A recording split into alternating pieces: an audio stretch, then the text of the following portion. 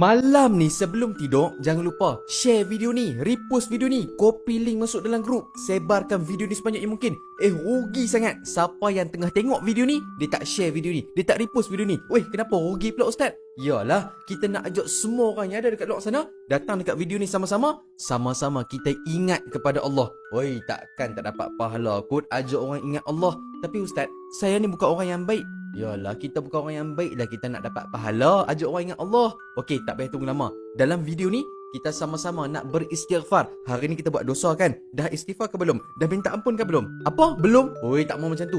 Jom sama-sama kita minta ampun daripada Allah sama-sama nah. 10 kali. Okey, ready? 1, 2, 3. Ikut sama-sama tau. Astaghfirullahalazim. Astaghfirullahalazim. Astaghfirullahalazim. Astaghfirullahalazim. Astaghfirullah. Astaghfirullah. Astaghfirullah. Astaghfirullah. Astaghfirullah. Astaghfirullah. Astaghfirullah. Astaghfirullah. Astaghfirullah. Oh, terlebih pula. Tak apalah, kita minta ampun daripada Allah. Semoga Allah Ta'ala mengampuni segala dosa kita, segala dosa semua orang yang tengah tengok video ni, ahli keluarga kita dan semua umat Islam. Amin ya rabbal alamin. Jangan lupa share, repost, sebar ke sebanyak yang mungkin.